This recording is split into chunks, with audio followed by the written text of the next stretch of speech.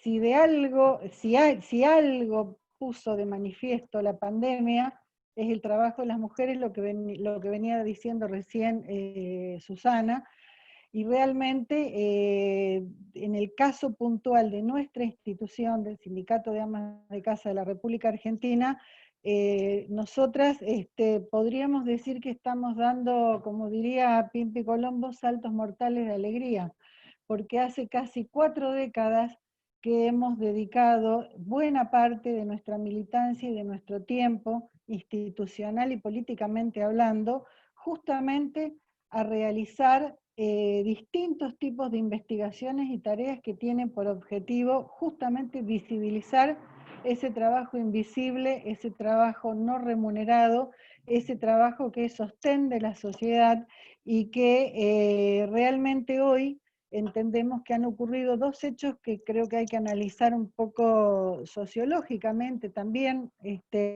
porque me parece que son de impacto, uno por supuesto más que el otro.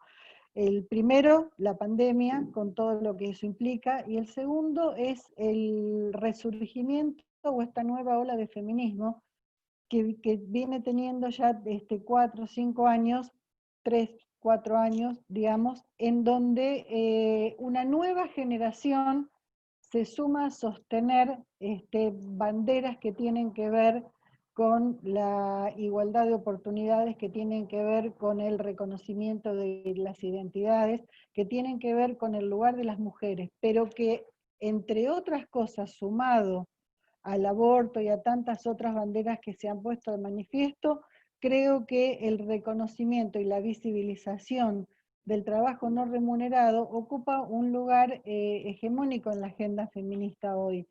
Hoy esto de que no es amor, es trabajo, eh, tomó, digamos, cuerpo en generaciones que se fueron sumando. Es decir, hoy en las marchas estamos las abuelas, las madres y las hijas, y estamos yendo por lo mismo, por lo que empezamos a luchar hace muchos años, y realmente vamos logrando concreciones, pero para nosotros constituye un hecho muy conmocionante que sea esto de visibilizar este trabajo al que nosotros definimos como la principalísima causa de inequidad entre varones y mujeres en la sociedad. ¿Y por qué es esto? Por el tiempo. El tiempo es el factor determinante en relación a lo que pasa con la vida de las mujeres. Por supuesto, en el marco de una sociedad patriarcal que obviamente ha determinado y asignado culturalmente roles distintos a varones y mujeres. Y a nosotros nos ha asignado el mundo de lo privado, el dominio, entre comillas, del mundo de lo privado. A nosotros la sociedad nos asignó por años, diría cientos de años, del umbral para adentro. Y como decía Evita, el desafío es luchar para que las leyes penetren ese umbral y entren adentro del hogar. Es decir, que las leyes no queden en un papel y que todos los cambios que socialmente vamos logrando puedan traspasar ese umbral y llegar hacia esa mujer que está dentro de su casa, que pared por medio hay otra y otra y otra y otra, que estamos sintiendo lo mismo y que estamos afectadas de la misma manera en lo que es la ocupación de nuestro tiempo. ¿Y por qué insisto en esto? Porque el trabajo que se hace en el mundo es mayoritariamente no remunerado. Si nosotros vamos a tomar la variable de tiempo, vamos a ver que el 60% del trabajo que se hace en el mundo es trabajo no remunerado. Es la tarea doméstica, la tarea del cuidado y la tarea comunitaria. Ninguna de ellas remunerada y ni siquiera reconocidas como trabajo por años. Por eso digo que la pandemia ha venido a contribuir de una manera brutal para poner blanco sobre negro qué es lo que pasa dentro de las casas, qué representa ese trabajo. Y realmente hay algo que ha ocurrido en este tiempo, que es de una importancia meridiana, diría yo, que es que por primera vez desde el Estado Nacional, desde el Ministerio de Economía, se ha tomado esta mirada de utilizar las encuestas de uso del tiempo y esos datos, mixturarlos con los datos de población y con lo que se paga por el trabajo en el mercado laboral. Y de esa síntesis y de esa mixtura resultó que tomando las encuestas de uso del tiempo que se han hecho en el país, de la cual debemos decir con mucho orgullo que en el año 98, yo le voy a pedir a Silvia que nos ponga una imagen para que ¿vieron esto de que una imagen vale más que 1000 palabras?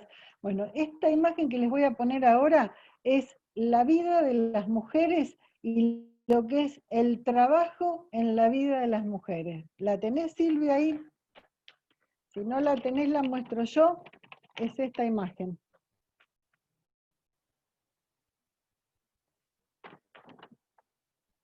Avísame si la podés poner y si no yo sostengo esta acá. Esta imagen, ustedes ven acá dos barreras, digamos dos barras, una roja y una verde. Los números que están abajo son los segmentos etarios de la vida. Esta es la vida de las mujeres menos de trabajo. El rojo es el trabajo remunerado, el mercado laboral, o sea, la inserción de las mujeres en el mercado laboral, y el verde es el trabajo no remunerado, o sea, es el trabajo de cuidado, el trabajo doméstico. Hacia este extremo, que está aquí, arranca, digamos, ¿qué pasó? Ahí está. Bueno, ahí está clarísimo. En este sector, que sería a la izquierda de la pantalla, es el segmento de los 14 años. Arranca a los 14 años. Como verán, a los 14 años prácticamente no hay trabajo remunerado. Lo que hay es trabajo doméstico. Es mucho más, porque lo que está a la izquierda son horas, son minutos, digamos, pero es tiempo. En este eje cartesiano, la izquierda es digamos, el tiempo en minutos, y el horizontal, el que está en el eje vertical, y el eje horizontal son los segmentos cada 5 años en la vida de las mujeres. Entonces tenemos que el trabajo remunerado, el mercado laboral, arranca prácticamente a los 18 años, que es como legalmente debe arrancar, sube, toma un punto, digamos, y a partir de ahí tiene serruchos, que son nacimientos de los hijos, cuidado, enfermedades de la familia, lo que determina que las mujeres entremos y salgamos del mercado laboral, tengamos que irnos y volver. Y después, por supuesto, la declinación, a menudo sin completar la historia previsional. Y lo que está por detrás en verde es el tiempo dedicado al trabajo doméstico, la cantidad de minutos y horas dedicadas a la tarea de cuidado. Como verán, estamos hablando del doble, por cuanto menos del doble, pero cuando llega el final de la vida es brutal la diferencia, porque las mujeres no terminamos nunca la tarea que sucede adentro del hogar, en tanto que la del mercado laboral sí. Por lo tanto, cuando hablamos de teletrabajo, tenemos que pensar que ese universo, ese cúmulo de horas y de tiempo, que acá es la barra roja, no la ponemos dentro de un hogar en el que no pasa nada, la ponemos dentro de un hogar donde pasa lo que muestra la barra verde de atrás, es decir, el teletrabajo se suma a una tracalada de horas que las mujeres trabajamos, a una cantidad impresionante de horas que las mujeres trabajamos en la casa. Trabajemos afuera o no trabajemos afuera. Igual baste decir que el 54% de las mujeres argentinas solamente tenemos trabajo no remunerado, es decir, no tenemos un trabajo por el cual nos paguen. Podés sacar, si querés, Silvia, la imagen, si es que, o dejarla como quieras. Por eso yo decía que asistimos a un hecho importantísimo, como fue el trabajo que hizo Mercedes de Alessandro, que ella es directora de Economía y Género en el Ministerio de Economía, donde misturó estas variables y hizo lo que nosotros hemos dicho siempre, que monetarizó lo que nosotros hemos dicho en términos de tiempo, que es cómo es la contribución de las mujeres al Producto Bruto Interno de los países. Esta que fue una recomendación de Beijing, de la última conferencia mundial sobre la mujer que se hizo en el año 95 y jamás se hizo en nuestro país, en muy pocos países se hizo, es decir, tener una cuenta satélite que mida cómo es la contribución del trabajo de las mujeres, ese trabajo invisible.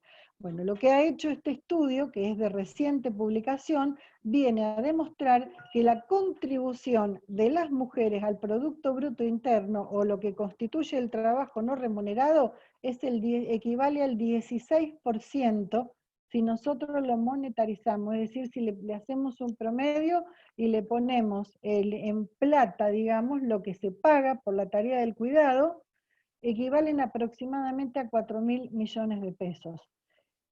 Esto deja en un segundo plano a la industria y al comercio. Es decir, si nosotros tomamos y monetarizamos y le ponemos plata al trabajo que hacemos las mujeres, quedan por detrás nuestro la industria y el comercio. Si no le ponemos plata y solo lo tomamos en términos de tiempo o en términos de cantidad de horas, son 96 millones de horas diarias de trabajo que contribuimos las mujeres. Quedamos en un porcentaje un poquito menor, sensiblemente menor por debajo. ¿Qué pasó con la pandemia? Que ese 16% del Producto Bruto Interno se convirtió en un 21%, también, repito, si lo monetarizamos. Como es un trabajo que no se paga, obviamente no existe, no es ni siquiera contabilizado.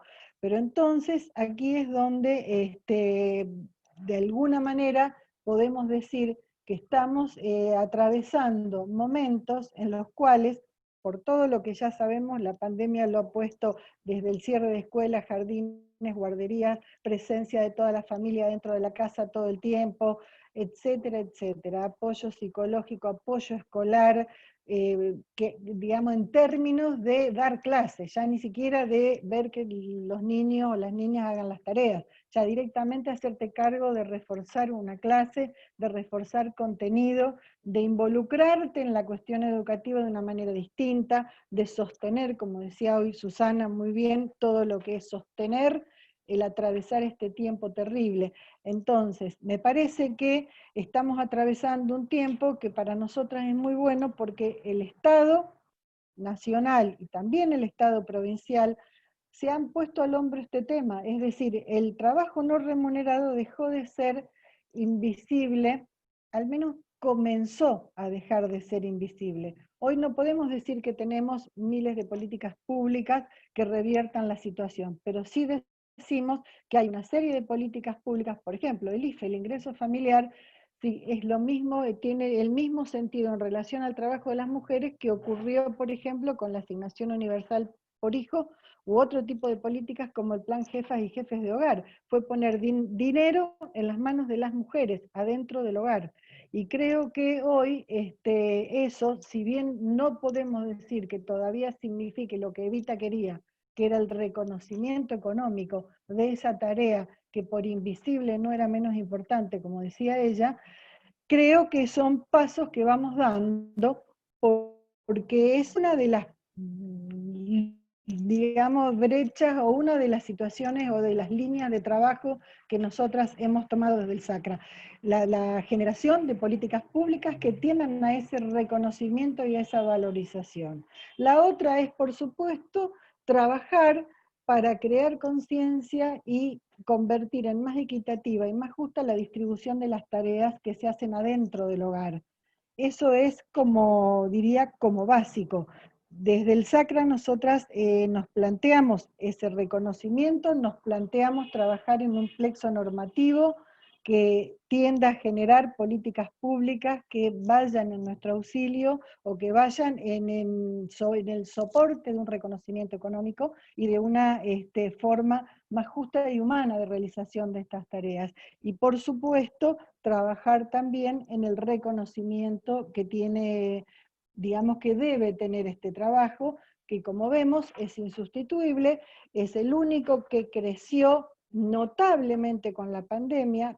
Las demás actividades que son como troncales y básicas han disminuido, entonces desde nuestra mirada nos parece que es momento de ponerlo en el centro de la escena y como muy bien se está haciendo, y en Santa Fe hemos dado un paso importante, que es que por primera vez se ha mandado un presupuesto con mirada, con perspectiva de género, y por primera vez está planteado el objetivo de generar políticas públicas con perspectiva de género, y por primera vez tenemos casi con rango de ministerio el área de género en el gobierno de la provincia de Santa Fe. También, obviamente, convertido en ministerio en el orden nacional. Y creo que estas son muy buenas noticias para las mujeres, para el trabajo y sobre todo para las compañeras de los gremios que venimos bregando, no solo por las salariales y las mejoras en las condiciones de vida y de desarrollo de nuestro trabajo. Recordemos que el trabajo no remunerado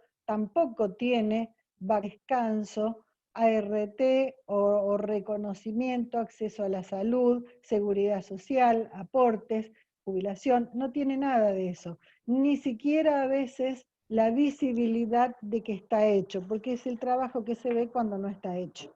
Por lo tanto, a eso hoy debemos verlo como un momento que desde nuestra institución lo estamos viendo como una situación crítica, pero de oportunidad. Todas las crisis que tienen una oportunidad para nosotros, el momento de la pandemia generó una importante oportunidad en cuanto a poner blanco sobre negro qué significa, de qué hablamos cuando hablamos de trabajo y género. ¿Qué pasa con el trabajo de las mujeres? ¿Es solo el mercado laboral? No, es el triple el trabajo no remunerado. Por lo tanto, y es el triple en relación al trabajo que hacen los varones. Por lo tanto, la contribución de las mujeres al sostenimiento de la sociedad es sustancialmente importante en términos de trabajo. Así que, compañera, tiro estas ideas como para que reflexionemos y no me quiero extender más porque no tenemos mucho tiempo. Gracias. Bueno, interesantísima tu aporte, Rita. La verdad que quizás da para muchísimos debates. Lo que nosotros nos planteamos era un poco escuchar a todas las panelistas y luego al final ver la posibilidad de abrir el debate como para hacer algún comentario o algunas preguntas. Así que en ese orden, digamos, le damos la palabra a Mariela Rivero. Ella es secretaria general de UPCN Nación, de la Delegación Regional Santa Fe, y es secretaria de Igualdad de Oportunidades y Género de la CGT Delegación Regional Santa Fe. Hola, buenas tardes, ¿cómo están? Bueno, quiero arrancar con algunas palabras del documento sobre COVID-19 en la vida de las mujeres de la Comisión Interamericana de Mujeres de la OEA, que dice que una política pública con enfoque de derechos humanos es el conjunto de decisiones y acciones que el Estado diseña, implementa, monitorea, evalúa a partir de un proceso permanente de inclusión, de liberación y participación social efectiva, con el objetivo de proteger, promover, respetar y garantizar los derechos humanos de todas las personas, grupos y colectividades que conforman la sociedad, bajo los principios de igualdad y no discriminación, universalidad, independencia, indivisibilidad y progresividad. Bueno, la emergencia derivada del COVID está provocando impactos específicos sobre las mujeres, y profundizando las desigualdades de géneros existentes, tanto en el interior de los hogares como fuera de ellos. Y esto requiere una participación igualitaria de mujeres en la toma de decisiones. Primer punto fundamental. Por eso es tan importante el tema de la paridad. El enfoque de género es un elemento central de las políticas de mitigación y recuperación de esta crisis, y no se puede atender esta crisis sin la participación efectiva de las mujeres que permita la visibilización e incorporación de estas realidades diferenciadas en el diseño y acciones en la política pública. En este sentido, las medidas de confinamiento que este gobierno inteligentemente adoptó buscan proteger la salud pública y evitar el colapso de los servicios de salud, hoy lo aclaraba perfectamente Susana, pero sin embargo esta aplicación no es neutra desde el punto de vista de género, donde los hogares se han convertido en el espacio donde todo ocurre, desde la nueva modalidad de teletrabajo o trabajo remoto, hasta el cuidado de la educación de los niños, niñas y adolescentes, la socialización, el trabajo productivo, y todo esto sin tener en cuenta las desigualdades profundas en que viven y sobrevive cada trabajadora. De hecho, se ha exacerbado profundamente la crisis de los cuidados siempre a cargo de las mujeres, y a esto se refería muy bien, claramente y en forma muy interesante Rita. Pero mi ponencia específica va a tener que ver un poco sobre el futuro del trabajo y sobre los procesos de digitalización, y el análisis de la incorporación de estas nuevas herramientas para la defensa de los derechos de los trabajadores en los espacios paritarios, siempre, y de cara a la transformación a un mundo completamente digital. ¿Cómo hablamos del futuro del trabajo y luego de las posibles herramientas de defensa de derechos laborales dentro de este nuevo paradigma? Para poder predecir este nuevo paradigma hay que plantear el futuro de las economías o las cibereconomías y comprender las nuevas tecnologías del mundo digital con las transformaciones hacia lo que se llama inteligencia artificial. Yo creo que todas tenemos claro lo que han sido las revoluciones industriales en nuestro mundo. Hubo 4 revoluciones industriales importantes, la primera relacionada a la mecanización, donde cambió el modelo productivo y la forma de trabajo. Esto fue con la creación de los trenes o los barcos a vapor, que modificó el mundo laboral. La segunda muy importante revolución industrial es cuando llega la electricidad y se empieza a hacer la producción en masa, la producción a granel. Entonces, el mundo laboral en ese instante cambió. La tercera revolución industrial es en relación a la informática y a las telecomunicaciones, y allí también cambió el mundo del trabajo, y hoy, en la cuarta revolución industrial, la revolución 4.0, que tiene que ver con la digitalización, con la internet, con la robótica, esto da paso a una industria inteligente, convirtiendo a las fábricas con capacidad de predecir,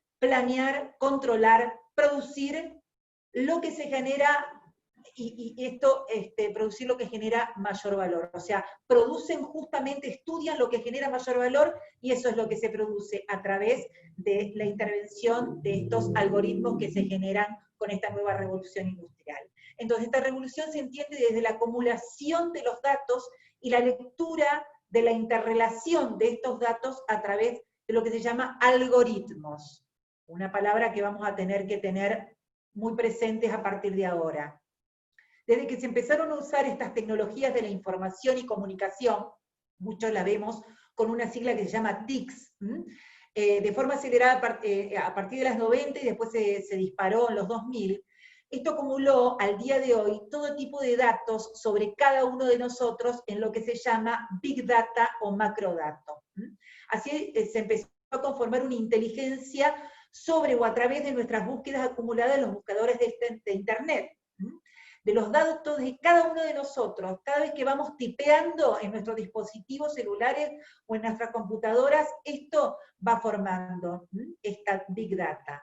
Cómo nos comportamos, qué hacemos, todo queda registrado. Y allí se empezó a predecir nuestras conductas segmentadas para poder ofrecernos productos y o servicios, cómo los queremos o cómo los deseamos en el momento que los necesitamos. Por ejemplo, si nosotros nos metemos en nuestro dispositivo celular o en la compu y buscamos, no sé, para comprar una licuadora, en el momento que volvemos a prender, nos va a aparecer publicitariamente la licuadora, cualquier tipo de licuadora o una ropa que estuvimos buscando, va a aparecer. Esto es la Big Data, pero al servicio del consumo. Es el primer gran paso que hizo esta nueva revolución 4.0, es la predicción de nuestro comportamiento debido a la acumulación de datos en los buscadores de Internet. De esta manera las empresas producen lo que se desea consumir. Así se plantean las estrategias publicitarias para la adquisición de bienes y servicios, influenciando sobre las decisiones de consumo para la producción y generar productos que satisfagan la búsqueda específica de cada usuario. Para fines políticos, esto no es menor, fue ver cómo estratégicamente se comunica, se muestran candidatos y discursos que generan inclinaciones. Esto claramente se vio y quedó públicamente a las claras en el caso de Cambridge Analytica en la última elección de Estados Unidos. Campañas políticas influenciando a los consumidores, o en este caso a los ciudadanos. La Big Data puede modificar hasta nuestra propia cultura, utilizando medios digitales con manejo de información real y falsa, solo para poder influenciar sobre nuestras decisiones o sobre nuestra visión del mundo. Y esto ya es un hecho, pero lo grave de toda esta situación, porque ya de esto tienen todo, saben todo, manejan absolutamente todo, es que ahora empezó este mismo proceso para captar datos, pero del sector productivo, o sea, para cambiar las cadenas globales de valor digitales, ¿no es cierto? Cadenas globales de valor y logística. Esto tiene que ver con la Big Data de empresas o la Big Data del sector de capitales. A partir de allí se ordena la inteligencia artificial y se generan algoritmos para poder acomodar y ordenar economías para su propio beneficio. Podrían ofrecer, por ejemplo, a las empresas mejor servicio financiero, mejor económico, contable, de producción, y estos sectores, que por supuesto son ultra neoliberales, que son los que manejan los capitales del mundo, serían quienes terminen manejando más profundamente las economías de países, de regiones o de continentes. Entonces, esta Big Data se produce al espiar, y así tener los datos de cada trabajador, de cada cosa que vamos generando, la cantidad de datos a través de los teletrabajos. Quiero hablar entonces en este sentido, entendiendo este escenario, de la agenda de derechos laborales que debe ser del tratamiento paritario en relación a toda esta Big Data. Cuando hablamos de teletrabajo, y a través de plataformas dispuestas por el empleador, debemos exigir primeramente la protección de los datos de los trabajadores para nuestra propia seguridad. No debemos permitir que se tomen información sobre nosotros. No debemos dar consentimiento sobre el uso de estos datos. Necesitamos que se nos informen y que nos den exactamente qué datos van a tomar sobre nosotros para la función productiva. Pedir que no se tomen datos que no tengan que ver con la función productiva específica de cada empresa u organización. O sea, no pueden tomar los datos sobre qué afiliación tenemos, o nuestra religión, o nuestros usos y costumbres, o nuestra orientación sexual. Los datos no pueden ser vendidos por el empleador. Esto se ve claramente cuando utilizan o toman datos segmentados de las empresas y a nosotros nos llegan permanentemente ofertas bancarias sobre algún tipo de producto. Esto es debido a que toman las bases de datos de las empresas. Entonces se deberían borrar los datos al momento de desvincularse o desloguearse y al momento de terminar de la jornada o cuando el trabajador lo requiera. La ley argentina contempla el cuidado de los datos personales, pero hay que profundizarlo en el mundo laboral en paritarias, como defensa en cuanto a la alimentación de esta inteligencia artificial. Se debe evitar que como medida de presión el empleador utilice la aplicación del disciplinamiento de la fuerza de trabajo a través de algoritmos que nos califiquen como trabajadoras a nivel institucional. Otro tipo de derecho es el de desconexión digital por el tema de teletrabajo. Esto se confunde con apagar la compu y esto no es así. El derecho que tenemos a no recibir comunicaciones desde los espacios laborales fuera del horario de trabajo. Es muy difícil para el trabajador, porque hoy tenemos fusionada nuestra vida personal y laboral generalmente en un dispositivo que es el celular. Casi nadie tiene dos celulares, uno con una cuenta laboral y otro con una cuenta personal. Así que es importante el tratamiento de una nueva agenda de desconexión digital, y es fundamental ya que se relaciona con nuestra salud mental. Por ejemplo, nosotros nos llegan mensajes, podemos clavar el visto de que a nuestro jefe o nuestro compañero de trabajo, pero inconscientemente quedamos enganchados con ese requerimiento que baja nuestra calidad de descanso. Tengo que contestar el mail, tengo que resolver un tema para el otro día, eso no desconectarnos nunca, y ni hablar de los grupos de WhatsApp laborales que son fatales, funcionan 24 horas. Necesitamos recuperar soberanía sobre nuestro tiempo libre y tiene que ver con la salud mental de todas las trabajadoras que en este momento está muy amenazada. La Organización Mundial de la Salud habla de síndrome de agotamiento crónico por esta realidad del trabajo constante a través de nuestros dispositivos celulares. Y el derecho a desconexión sobre la igualdad de género, en este caso se profundiza tremendamente. ¿Por qué? Por lo que hablaba Rita hoy, porque si bien está visto que muchas veces tener puesta la camiseta del mejor laburante o del empleador con el requerimiento 24 horas, el varón que no se hace cargo de lo que es la economía del cuidado y del hogar, está permanentemente contestando. Y las mujeres que llegamos a nuestra casa y tenemos que hacer, a lo mejor cocinar, bañar a algún familiar, o bañar a los chicos, o cuidar a un adulto mayor, o cocinar, o hacer las compras, estas cuestiones que no se miden y que Rita inteligentemente plantea que deben medirse, nosotros quedamos inclusive en desventaja en cuanto a la mirada de la patronal, que cree que no estamos comprometidas con el trabajo, y en realidad es que estamos haciendo este doble trabajo porque profundizamos sobre la economía de cuidado. Esto también es una temática importante para hablar en algún momento. Es fundamental, creo, trabajar sobre lo que son las nuevas masculinidades, y hay que romper con esta masculinidad hegemónica y entender que el varón es parte de la economía del hogar y donde se deben compartir las actividades. Otro desafío muy importante y donde hay que profundizar, según creo nuestro criterio, es el sindicalismo global e internacional. La Internacional de Servicios Públicos de UPCN, que es a quien represento, es parte, es fundamental en la conquista de estos derechos laborales. En estas nuevas formas de trabajar debemos acordar agenda para no contradicciones de trabajadores transnacionales en países donde los derechos no existen y puedan contratar barato porque las leyes laborales son más laxas y permisivas, o tienen derechos menos conquistados. Allí se puede precarizar a través de este tema de teletrabajo, precarizar más el empleo y se perderían los derechos conquistados en los países como los nuestros, por ejemplo. En ese sentido, el sindicalismo internacional, el sindicalismo organizado a nivel transnacional en defensa de los derechos de los trabajadores, debe lograr igualar derechos, llevarlos hacia arriba, optimizar derechos hacia arriba, nunca hacia abajo, y estar atentos para poder colaborar en subir lo que ocurre en nuestros países vecinos y hermanos.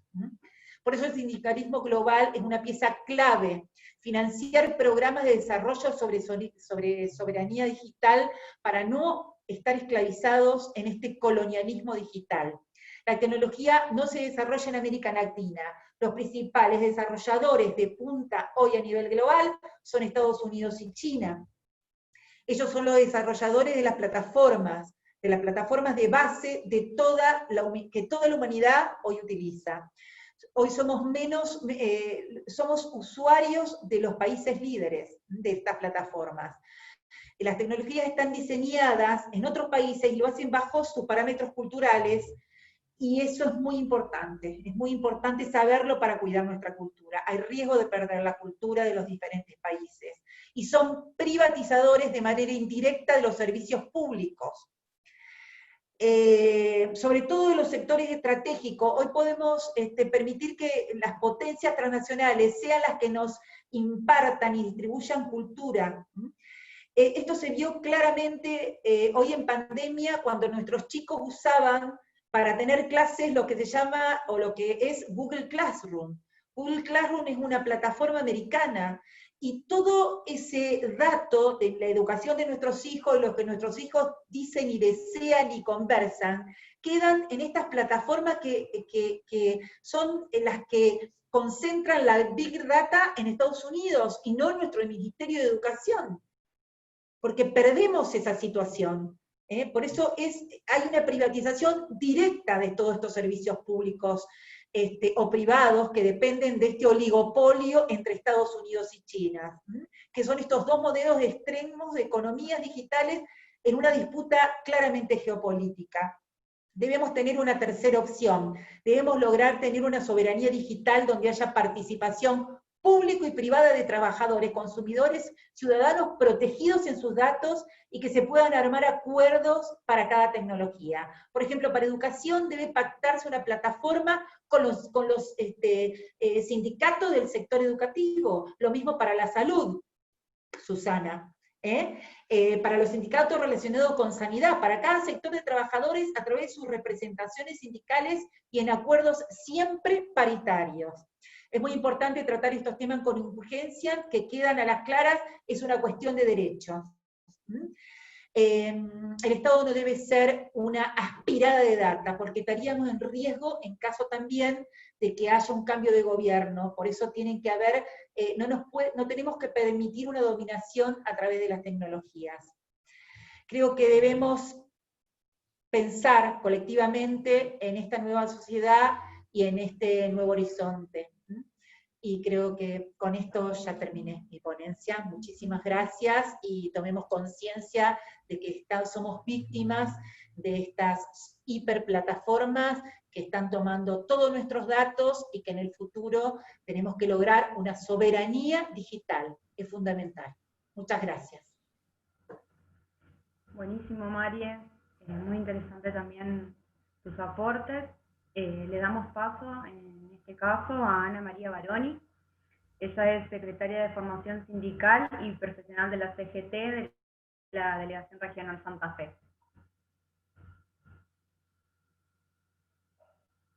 No te escuchamos, Ana, tenés que desilenciarte.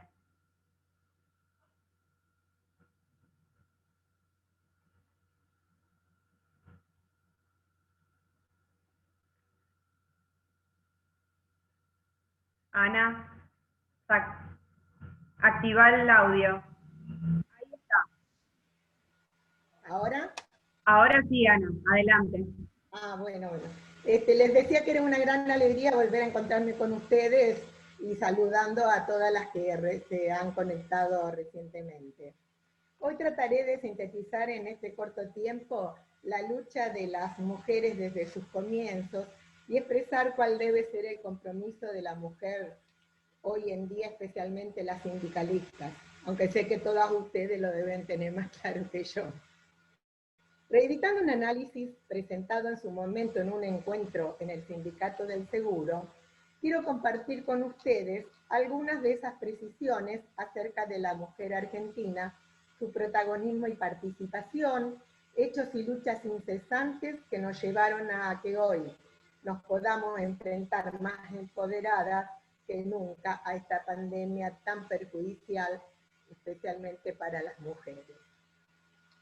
Un análisis de la participación de la mujer dentro de las estructuras de una sociedad no puede separarse de la formación y evolución cultural de esa sociedad.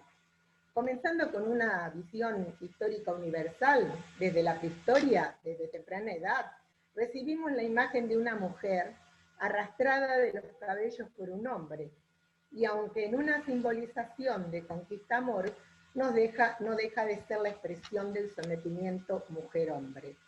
En contraposición, también guardamos visiones de las amazonas, valerosas mujeres, precursoras del matriarcado, que revierte la postura anterior subestimando al hombre.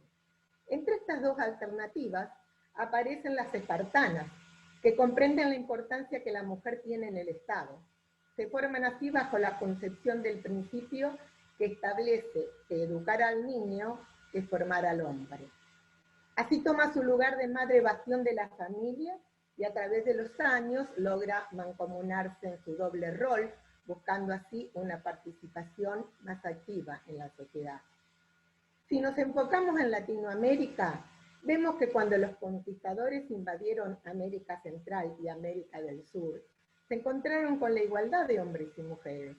Ellas poseían jerarquías de gobernadoras en muchas tribus y clanes, viviendo así en organizaciones sociales de manera colectiva e igualitaria. Europa mantenía sociedades cuya imagen era sometimiento de la mujer. Por eso al llegar aquí modificaron su cultura porque les resultaba antinatural. Para lograr ese objetivo invalidaron la postura del guerrero indígena, dando comienzo al sometimiento de la mujer en todos sus planos. Los historiadores no han puesto énfasis en la lucha que protagonizaron las mujeres, especialmente las trabajadoras. Tampoco los economistas resaltaron la importancia que tuvo el ingreso de miles de mujeres al mercado laboral, siempre con un salario inferior y en trabajos que ellos no querían realizar. Las costureras, las planchadoras, las lavanderas y el servicio doméstico son las tareas a las que se dedicaban a fines del siglo XIX y principios del siglo XX. Comienzan entonces diversas acciones de resistencia, dando que eran explotadas y vivían en extrema pobreza. Las costureras de Tucumán constituyen una sociedad gremial para luchar organizadamente. Las demás provincias las siguieron con el apoyo de organizaciones de la capital. Desde su comienzo, el movimiento feminista en Argentina presenta dos tendencias con relaciones no muy cordiales entre sí. Una se vinculaba al mejoramiento de las condiciones de trabajo y estaba preocupada fundamentalmente en la realidad de las obreras. Licencia maternal, jornada de 8 horas, ley del divorcio, etc., entre otros temas. La otra, más profesionalizada, centra su atención por la emancipación de las mujeres intelectuales, relacionándola con las aspiraciones y derechos políticos. Desde que en 1888 encontramos a las empleadas domésticas realizando la primera protesta, se sucedieron muchas luchas, pero fue el proceso complejo de profundos cambios, tanto para la sociedad como para las propias mujeres, provocado por el gran desarrollo industrial que se inicia en 1930, acompañado por una acentuada crisis agraria, la que inicia el éxodo de los campesinos a las ciudades, en su mayoría mujeres, que ingresan como mano de obra barata en la industria textil, donde encontramos las primeras causas que dieron origen al fenómeno Eva Perón, que rápidamente se convertiría en la líder indiscutible de las mujeres. Las dos corrientes del movimiento feminista aparecen enfrentadas en la lucha del voto femenino. Evita vendrá a ocupar un lugar de síntesis que reivindica igualmente el lugar de las mujeres en el plano laboral, político, social, cultural, profesional, económico. Le hablará a las mujeres de una lucha por las mujeres, alejada de enfrentamientos de sexo. En 1947, con la ley del voto femenino, la mujer alcanza la plenitud de los derechos cívicos. En 1949, será ella la que cree en la poderosa CGT, la Comisión Femenina, para abrir un espacio de participación de las mujeres en la estructura del movimiento obrero. Después del golpe del 55, la regresión de los derechos que sufren los trabajadores también afectan a las mujeres argentinas, pero desde sus hogares se convierten en el bastión de la resistencia. Con la recuperación de la democracia en 1983, es recién en 1993, con la promulgación de la ley de cupos, que encontramos el camino de un justo reconocimiento a nuestro protagonismo histórico. Aunque en el área sindical no pasó lo mismo, ya que seguimos apartadas del poder de decisión y de las políticas del movimiento obrero argentino, seguimos batallando por ocupar espacios que nos correspondían y que nos habíamos ganado, hasta que recién en el año 2002 logramos una ley de cupo sindical incumplida también en muchas organizaciones hasta hoy día. Dentro de nuestro movimiento obrero no se necesita tener títulos universitarios, ni ser espiritual, ni tener más de un apellido para integrar sus comisiones directivas. Solo ser en este caso mujer trabajadora. Y tener claro que no tenemos que ser mujeres sino de nosotras mismas y de nuestras compañeras, artífices del destino común, pero ninguna instrumento de la ambición de nadie. En la historia de nuestra CGT nacional, solo una mujer ocupó el máximo cargo en forma conjunta con otros dos compañeros hombres. Y tenemos el orgullo de que sea santafesina y gran compañera peronista, Susana Estochero, del gremio de la sanidad. Sin embargo, la presión machista fue tan grande que no pudo continuar en su cargo. ¿Verdad, Susana? Pero escuchen, muchachos, parafraseando a María Elena Walsh, tantas veces me mataron, tantas veces me morí, y sin embargo estoy aquí, resucitando. Todos sabemos cuáles son los problemas que llevan a la escasa participación de las mujeres en las organizaciones. Sería redundante enumerarlos aquí, pero creo que el mayor de todos ellos son las propias mujeres. Son ellas las que deben comprender y asumir que esta responsabilidad es inherente a ellas y que es indispensable continuar con la construcción de un espacio solidario y organizado que les permita modificar su realidad actual y corregir las crisis que en sí mismas vienen padeciendo las estructuras sindicales y políticas, entre otras. Es por ello que la participación de las mujeres dentro de los sindicatos deja de ser un derecho para constituirse en una obligación irrenunciable. Nos corresponde a nosotras, las dirigentes, convencerlas para que participen activamente, tanto en los lugares de trabajo como en las organizaciones gremiales, ya que de lo contrario será difícil, por no decir imposible, que logremos sindicatos fuertes que conlleven a conseguir trabajos decentes para culminar en sociedades justas como las que siempre soñamos y por las que estamos hoy aquí a pesar de esta pandemia. Algunas de las consideraciones que se desprenden del informe de la Comisión Interamericana de Mujeres son interesantes a considerar. Todas las crisis antes mencionadas generaron impacto directo sobre los derechos de las mujeres, tanto en sus trabajos como en las problemáticas derivadas del género, profundizando sus desigualdades, tanto hacia el interior de sus hogares como fuera de ellos. La aplicación del confinamiento necesario para proteger la salud pública pegó directamente en la cuestión de género, ya que los hogares se convirtieron en los centros de resistencia de este virus. Las mujeres sintieron el peso, más que los hombres, en todos sus aspectos. Cuidado de los niños, socialización, contención psicológica de niños y adolescentes, actuando como maestras y profesoras de hijos y nietos, como ya dijeron algunas compañeras, aún quedando a la par su responsabilidad como eje del trabajo productivo, que debería recibir una respuesta colectiva, pero en la mayoría de los casos fue individual, ya que los hombres pasaron a ser los ayudantes, y no su corresponsable, como correspondería. Y muchas mujeres lo asumieron como natural. Ni qué hablar del aumento de las situaciones de violencia y femicidio, dado que el confinamiento obliga a las mujeres a estar encerradas con sus maltratadores, especialmente las niñas, que son violentadas y abusadas sexualmente. El peligro de la tecnología no controlada incrementa la violencia especialmente en los adolescentes, como así también la pedofilia, entre otros.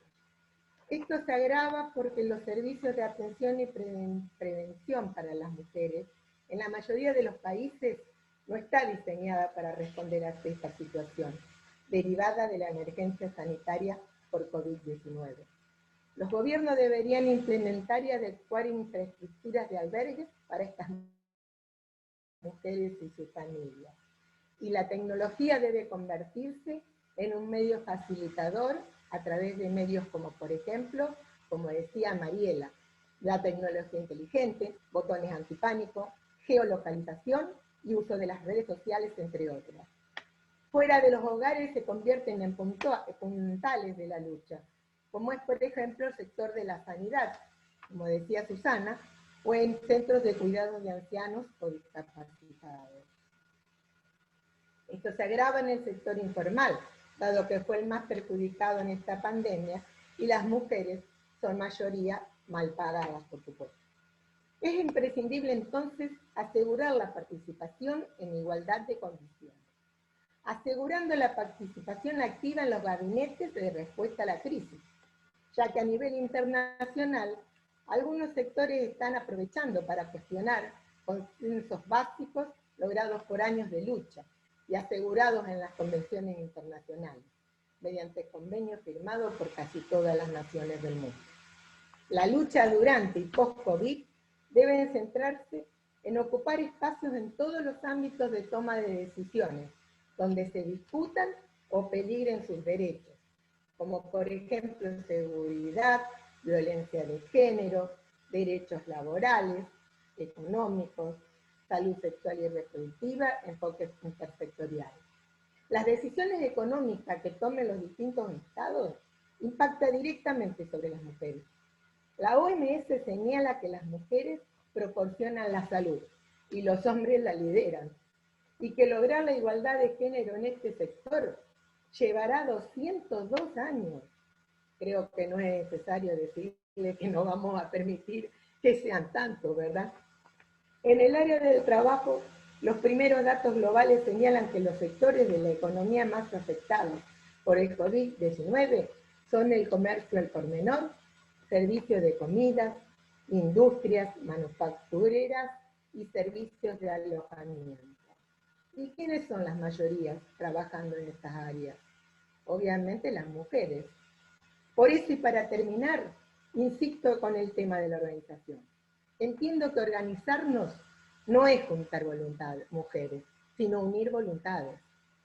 Les agradezco el que me hayan invitado a participar en este encuentro, y si me permiten, voy a terminar con esta frase de Vita. Juntos podemos dar al mundo el espectáculo magnífico que hombres y mujeres, luchando paralelamente por ideales comunes, aportando inteligencia y corazón, se muestren capaces de construir una humanidad más feliz. Vamos por más, con el corazón a Dios y las manos al trabajo, compañeras. Gracias. Muchas gracias, Ana, por tu participación. Le damos ahora la palabra a Claudia Montenegro. Claudia es abogada, docente de la Cátedra de Género y Derecho de la UNL, jefa del Departamento de Atención a Víctimas y Testigos del Ministerio Público de la Acusación. Bueno, ¿qué tal? ¿Me escuchan? Sí. Sí. Quiero ver si puedo compartir, compartir pantalla. Ahí está.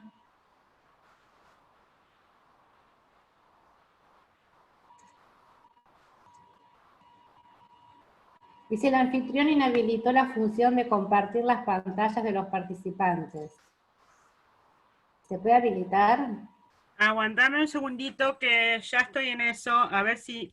Vale, mientras... Como estoy grabando, si muevo la pantalla se ve todo en la grabación, así que...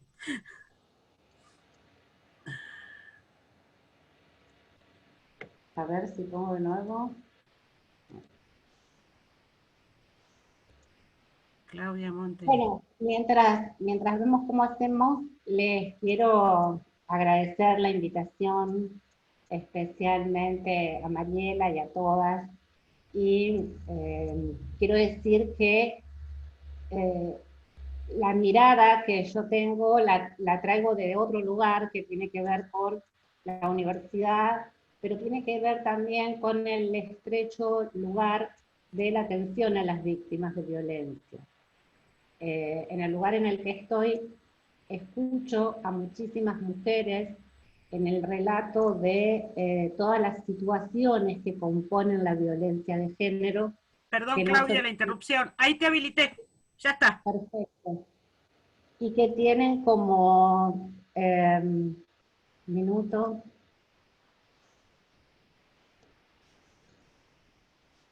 No sé si ahora ustedes me ven o solo ven la pantalla.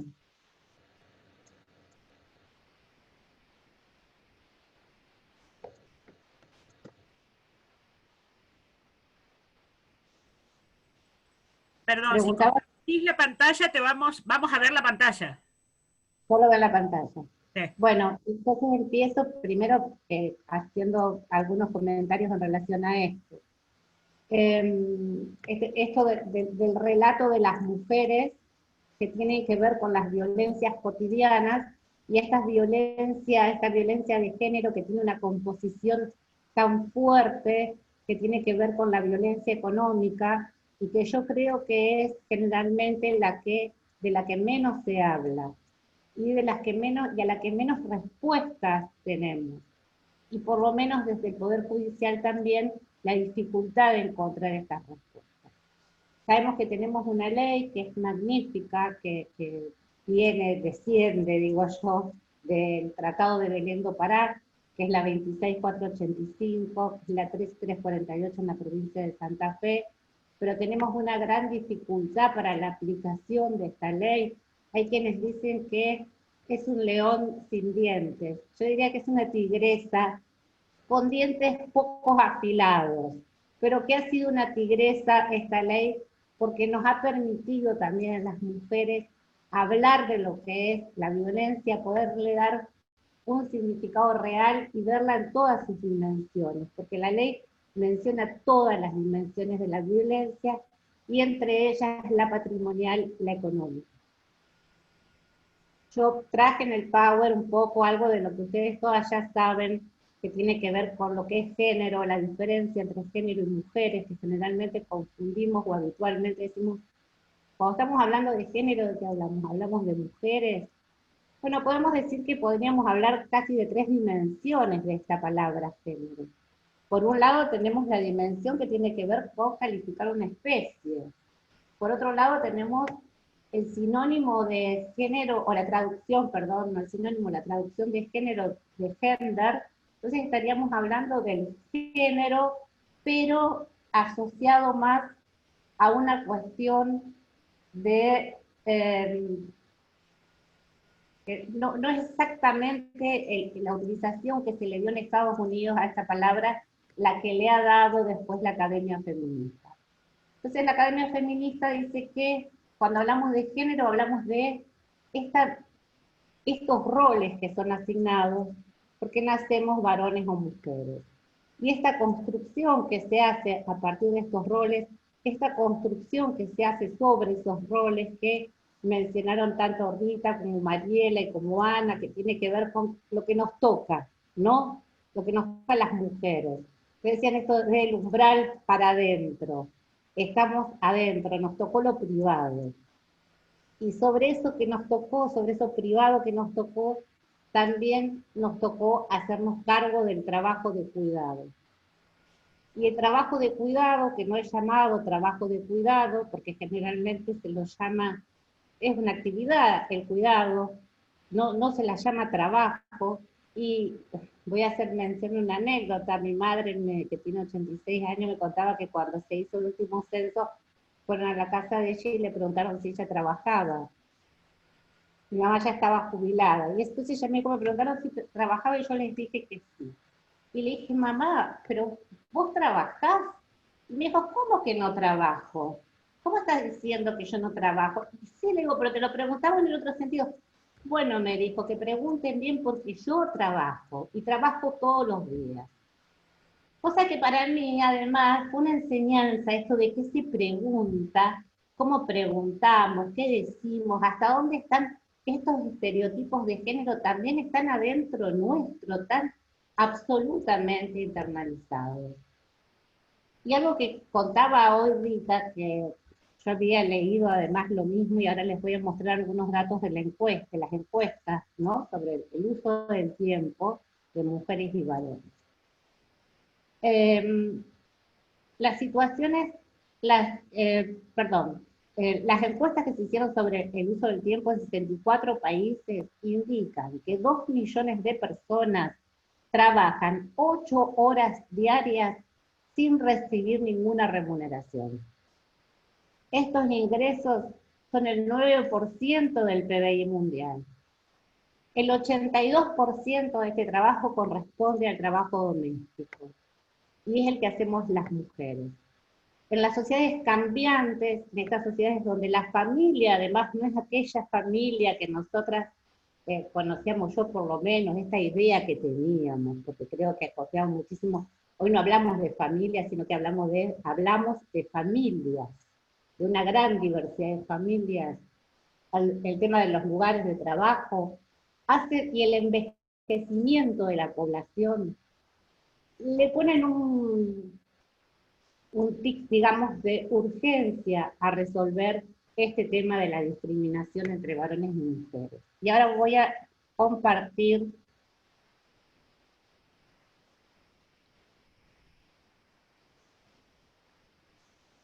algunas filminas que tenía sobre este tema del trabajo de... Quiero hacer referencia también a esta frase de Simone de Beauvoir. Simone de Beauvoir decía que no se nacía mujer, sino que se convertía en ello. Por lo tanto, a mí me parece que esto también lo que hace es abrir la puerta para decir que podemos también transformar esta idea que tenemos de lo que es ser mujer. Voy a avanzar sobre esto porque creo que se ha hablado bastante ya. En relación a la perspectiva de género, quiero decir que es fundamental tener en cuenta esta categoría de análisis para poder ver estas relaciones desiguales de poder, porque estamos hablando de relaciones desiguales de poder y por lo tanto también estamos hablando de discriminación. Entonces tenemos la posibilidad, con esta herramienta de la perspectiva de género, de encontrar, de ver en qué lugar, en cada espacio, en cada legislación, en cada modalidad absolutamente naturalizada, cuál es la diferencia, cuál es la discriminación y qué podemos hacer para cambiarlo. Decimos, ¿quiénes sostienen este orden? Bien, este orden lo sostienen varones y mujeres. Algo de lo que habló mucho acá es las consecuencias, varones activos, mujeres pasivas, varones racionales, mujeres emocionales, y esto tiene muchísimo que ver con el trabajo. El tema de que si las mujeres somos emocionales o somos racionales, y con los espacios que después ocupamos. Los varones proveedores y por supuesto las mujeres cuidadoras. Entonces los varones están en el espacio de lo público y las mujeres en el espacio de lo privado. El debate sería el trabajo no remunerado versus trabajo remunerado, y esto que se mencionó tanto hoy, esta desigualdad de distribución. La encuesta que se hizo del INDEC en el año 2014 nos indica que las mujeres estamos destinadas mucho más tiempo al trabajo de cuidado. Y esto, y también hace una diferencia en relación al trabajo entre tener o no tener hijos. Las mujeres, más allá de su condición laboral, seguimos a cargo del trabajo de cuidado. Entonces, ¿cuál es la variable de ajuste? ¿Qué es de lo que no disponemos las mujeres? Es de nuestro tiempo. Las consecuencias todas las sabemos porque las vivimos, ajustamos nuestro propio tiempo, menos cantidad de descansos, menos horas de actividades recreativas que tienen que ver con nuestra salud también, menos actividades educativas. La variable de ajuste entonces siempre sigue siendo la calidad de vida de las mujeres. María de los Ángeles. Claudia, Sí. disculpa que te interrumpa, no estamos viendo la pantalla. En todo caso, después podemos socializar tanto el Power como Yo lo mando, me están viendo a mí entonces. lo que presentó Rita o algunos conceptos, podemos también socializarlos entre todas. Bueno, me están viendo a mí mientras. Me gustó. Sí, te vemos a vos. Bien. Perdón, compañera, pero ¿tenés habilitada la función para poder compartir? Pero no sé qué pasó, porque teóricamente lo estoy compartiendo. No se está viendo. No, bueno, después mandamos por mail en todo caso. Perfecto. Perdón, entonces que iba rápido, pensé que estaban leyendo, entonces no prestaba mucha atención a esto. Bueno. No pasa nada, no pasa nada. No, se entendió igual, Claudia, pero quería avisarte nada más. Perfecto. Gracias. María de los Ángeles Durán, que es una investigadora española, que es una especialista además en este tema de trabajo no remunerado, que la pueden buscar en la web para encontrar trabajos de ella. Lo que ella dice es que las mujeres fuimos expropiadas, y esta expropiación es involuntaria en relación a nuestro tiempo. Entonces, las mujeres terminamos restringiendo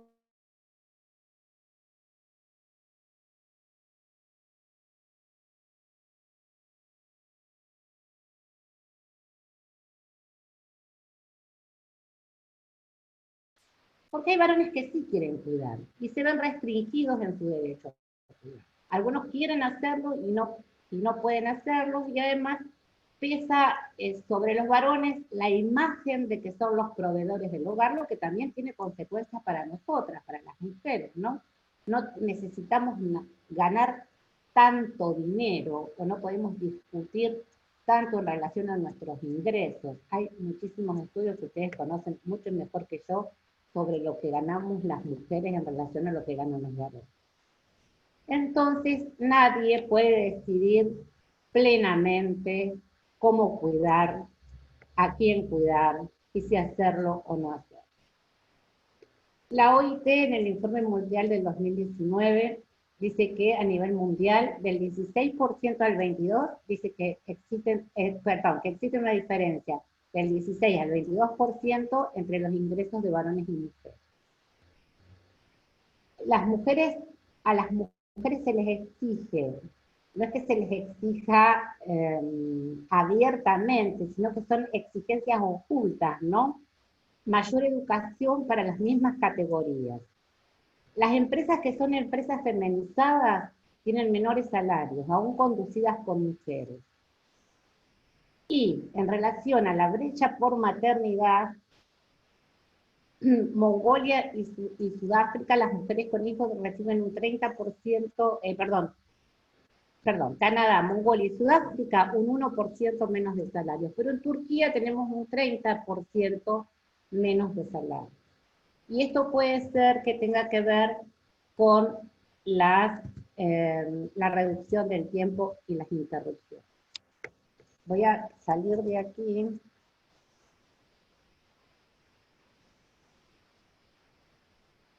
Por eso es importante pensar en la agenda pública, repensar esta agenda pública con perspectiva de género, más allá de la legislación. Yo creo que la legislación que tenemos en Argentina es excelente, es una legislación que realmente es de vanguardia, ha sido de vanguardia, desde el voto femenino, desde el matrimonio igualitario, tenemos Belén do Pará, tenemos esta ley de violencia.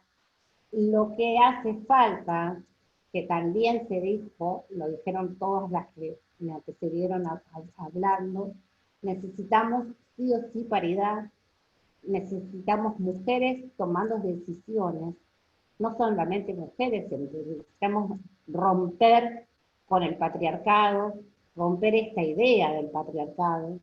Necesitamos poder observar con perspectiva de género la legislación que además nos ha sido dada y nos ha sido impuesta como una especie de protección, esto de que las mujeres tengamos la licencia para cuidar a nuestras hijas, hijos, hijes, también ha terminado siendo haciendo favor a esta brecha de desigualdad, porque los varones también pueden cuidar, los varones tendrían que poder elegir.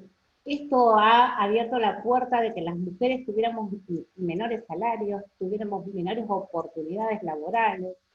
Yo quiero decir también que la violencia, en relación a la violencia, que la violencia muchas veces está oculta, todas lo sabemos, todas las mujeres que estamos además en espacios públicos, me imagino que en espacios privados también, no trabajo en espacios privados, no he trabajado, pero sí conozco de las pequeñas, estos micromachismos, que en realidad son violencias simbólicas y que terminan plasmándose en millones de desigualdades y en desigualdades en las oportunidades. No somos escuchadas del mismo modo, no nos sentamos en las mismas mesas, las mesas de decisión siguen siendo mesas de varones. Muchas veces sentimos el engaño, entre comillas, de que estamos participando de una decisión en una mesa y después nos enteramos o sabemos que hay otra mesa chiquita que nadie sabe dónde se reúnen, ni cómo se juntan, ni cómo decide, pero solo hay varones en esas mesas. Cuando se eligen las mujeres para formar parte de las listas, también está presente esta mesa de que nosotras nos sentamos contentas y después nos enteramos que había una mesita. Nadie lo dice, pero apareció de pronto esto. Yo creo que el gran desafío, entonces por eso decía lo de la perspectiva de género, es esta mirada aguda de la desigualdad. Creo que el gran desafío también es la sororidad. A mí me pasa particularmente que me enojan mucho más las mujeres cuando son contestes al patriarcado que los propios varones, y me pongo a pensar a veces, ¿por qué me pasa esto que me enojan tanto las mujeres? Y yo creo que me enojan tanto porque digo, pero si a esta le pasan las mismas cosas que me pasan a mí, ¿qué está haciendo de aquel lado? Foucault dice que esto tiene que ver también con que para poder someter muchas veces el sometido es el mejor, es a quien tenemos que tomar para que discipline al resto.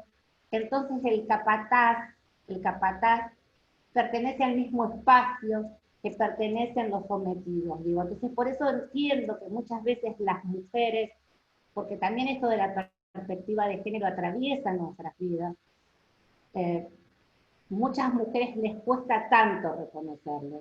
porque creo que es romper hasta con su propia historia y es reconocer la propia discriminación. Me pasa en muchos espacios, nosotros hacíamos unas capacitaciones en distintos lugares que tenían que ver con esto de la perspectiva de género, y una de las primeras preguntas era si alguna vez te sentiste discriminada. Y muchísimas mujeres decían que no. Y yo decía, claro, primero pensaba, ¿y no la habrán discriminado? Pues que, ¿y será que a lo mejor una no se da cuenta que la están discriminando? Y también puede ser que reconocer la discriminación es doloroso. Reconocer que hemos estado en un espacio sin reconocimiento, que nos hemos hecho cargo del trabajo de cuidado, que este trabajo de cuidado nadie lo ha pagado, es gratis, por amor, porque se supone que nosotras tenemos muchísimo amor y lo transportamos el amor barriendo, planchando, cambiando pañales. Los hombres dan el amor de alguna otra manera que no sabemos bien, porque además ahora en Argentina, ¿cuántas jefas de familia hay? Bueno, nosotros damos el amor de esta manera. Digo, reconocer todo esto también es desandarnos a nosotras mismas, con todo lo doloroso que puede ser eso, y tal vez a veces mirando a nuestros compañeros o mirando a nuestros convivientes, a nuestros hijos varones, como vos me estás haciendo esto, sin poder ver que es toda una sociedad patriarcal que nos ha enseñado a todos que las mujeres amamos de esta manera. Me parece que son caminos difíciles de desandar, pero creo, como se dijo hoy, que viene una generación de chicas que vienen a full, vienen a 1000, lo están desandando. Yo hoy, Ana, vos decías 202 años, creo, lo anoté porque me dio como cosa. Y pienso, yo voy a decir como Palito Ortega, yo tengo fe que no, porque en los últimos, hemos andado tan rápido este último tiempo. Es cierto, tenemos un femicidio por día, pero antes una mujer no podía ir a denunciar una situación de violencia. Y hoy puede ir a denunciar. Hoy podemos ver qué construimos. Hablábamos de los botones de alerta, como que eran la panacea. Hoy decimos que no esté en cabeza de la víctima cuidarse. Hablemos de las pulseras, que sean los agresores los que no se puedan acercar a la víctima, que no sea ella la que tiene que apretar el botón. Empecemos a empezar a pensar de esta manera. Y en relación al derecho, empecemos a pensar qué otra gran vuelta hay que darle al derecho, y si realmente el derecho, que ha sido construido históricamente por el patriarcado, que responde absolutamente al patriarcado, ¿qué vamos a hacer con esto? ¿Qué hacemos con esta herramienta? ¿Cómo la desandamos? Y me parece que las pibas, esas son las que nos van a dar el gran empuje, y yo aspiro, ya no quiero verlo, pero no sé si 202, con 100 me compro. Si me dicen 100 años para la igualdad, compro. Mientras vamos. Bueno, chicas, muchas gracias. Gracias, Claudia. Buenísimo tu intervención. Bueno, para finalizar le damos la palabra a Soledad Caprio. Ella es abogada y apoderada del Ministerio de Trabajo de la Nación y secretaria de Profesionales de UPCN de la Delegación Regional Santa Fe. Hola chicas, ¿me escuchan bien? ¿Me escuchan?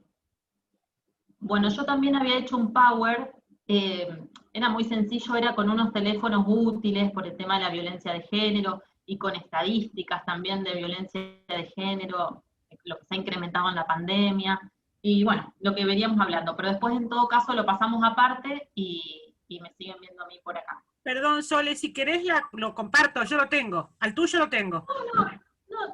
No te preocupes, así no sacás si estás grabando y seguimos con esto, después lo pasamos, total son números del 144 de la provincia, algunos mails del MPA, a mí en el estudio me han consultado muchísimo en este tema, o sea, en este tiempo, por temas de violencia, y me ha sido muy útil esa información, por eso quería por ahí mostrárselas, pero después la pasamos privado o le mandamos.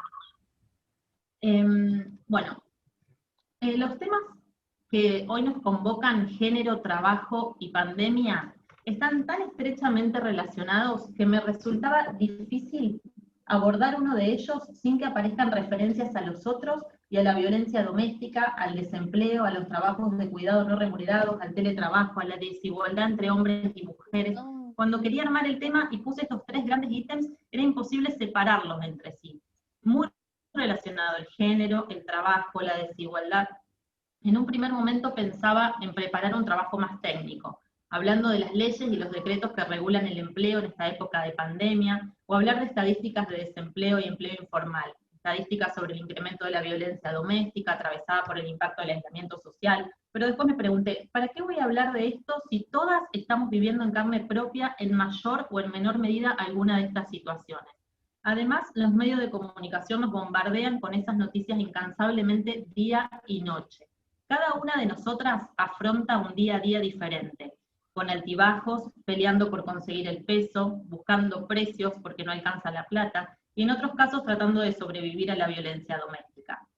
Me encantaría, ya que esta es la última ponencia, y para reflexionar lo que charlamos sobre estas nuevas realidades en época de pandemia, escucharnos después contar algunas experiencias, pero no como individualidades aisladas, sino como un intercambio de información, para sacar de cada una de esas experiencias lo positivo, lo que podemos rescatar de cómo las mujeres llevamos adelante el hogar y el trabajo en esta pandemia, y qué es lo que podremos intentar que perdure una vez que finalice la emergencia sanitaria. ¿Qué enseñanzas habremos aprendido a la fuerza después de haber atravesado esta guerra invisible para tratar de vivir como realmente queremos vivir, y no solamente como podemos o lo que es peor, como algunas nos dejan vivir?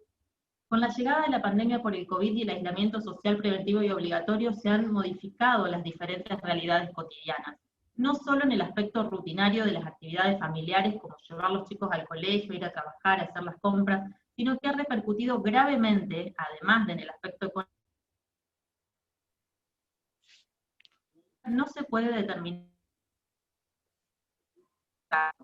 Los cambios sociales son totales y abarcan múltiples dimensiones: económica, política, geopolítica, psicosocial. La sociedad que se va adaptando a esta nueva situación improvisada y simultáneamente con el curso de los acontecimientos no será la misma una vez superada la emergencia sanitaria.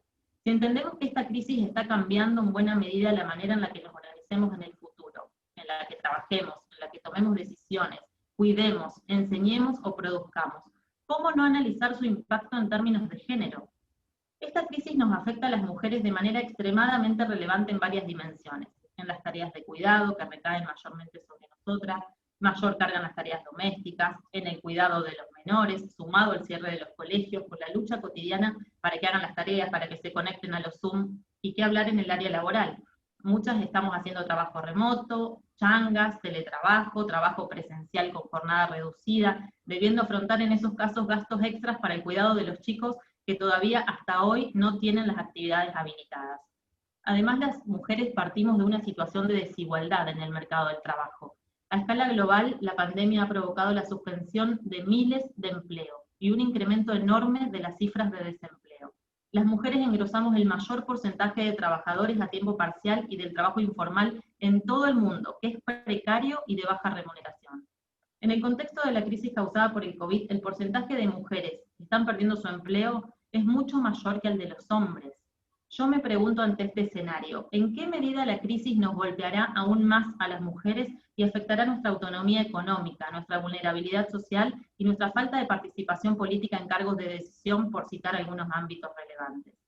En relación al trabajo remunerado, la paralización de muchas actividades económicas ha puesto en evidencia diversas realidades. Por un lado, quienes tenemos un empleo remunerado registrado contamos con mayor estabilidad y la posibilidad de continuar percibiendo los ingresos, aunque en muchos casos se han visto disminuidos.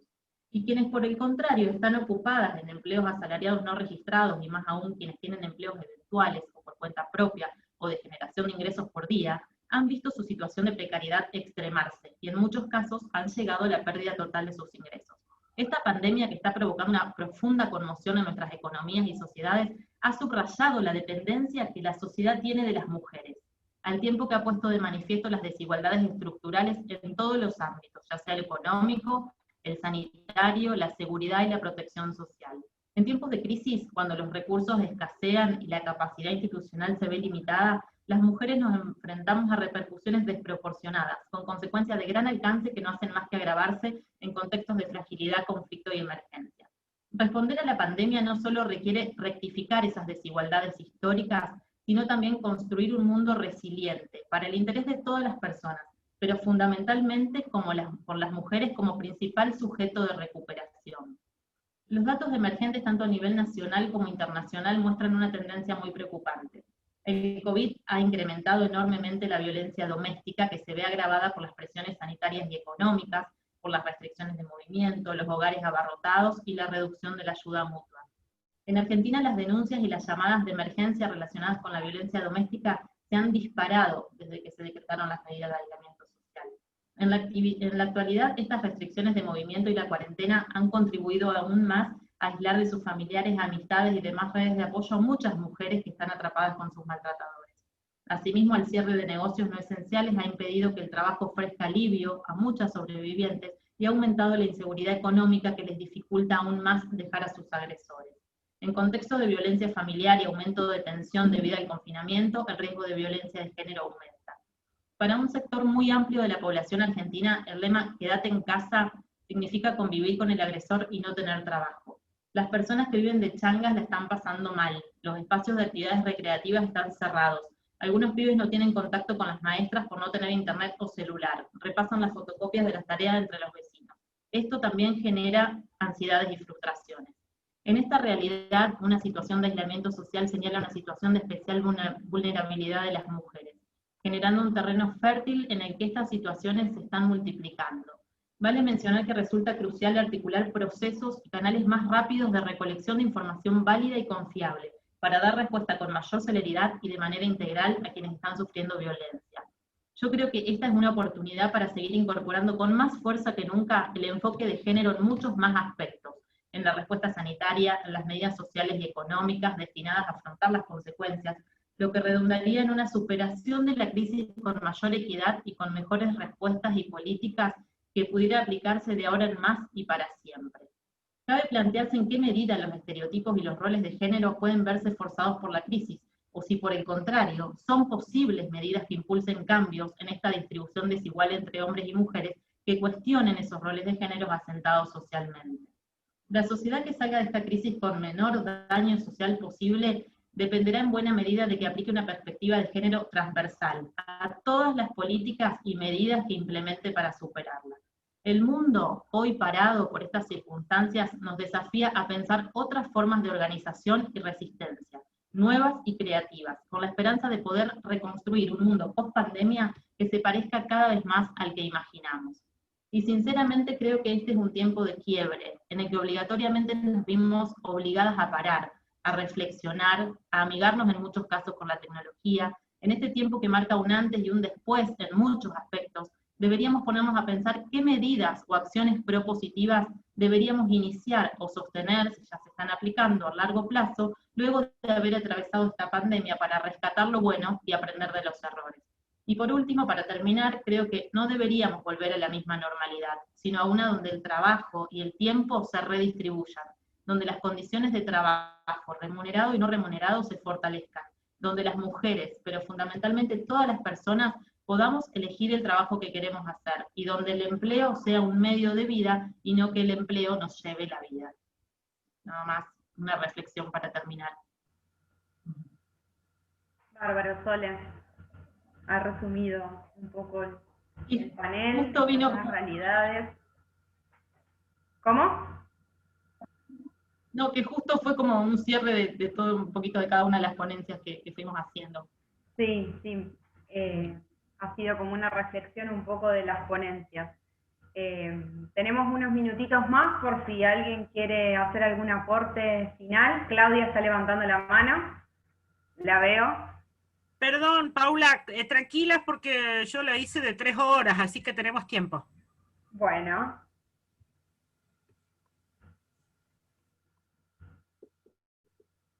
Claudia, Habilitate el micrófono, creo que vos podés. Ahí está, perdón. Gracias, está. Patricia. Quería decir una cosa. Esto de que el mundo está parado, me suena. Me suena que no es una frase que podamos decir nosotras.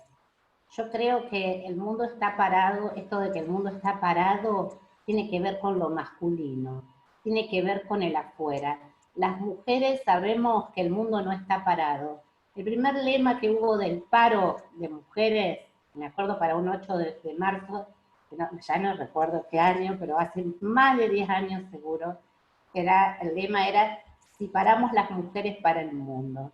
Entonces yo quisiera saber qué pasa si nosotras de verdad paramos, porque el mundo está así andando, porque nosotras seguimos cuidando adentro de nuestras casas, enseñando como podemos, limpiando, viendo quién tiene barbijo y quién no tiene barbijo, repartiendo los barbijos adentro de la familia, cuidando a ver quién tiene fiebre, quién no tiene fiebre.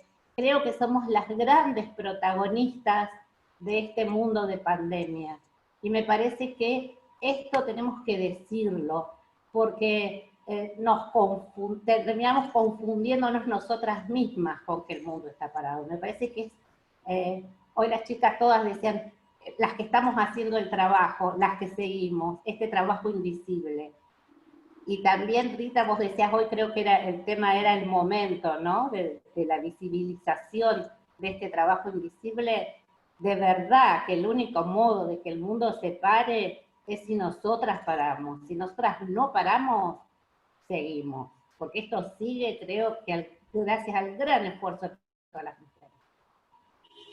Me callo.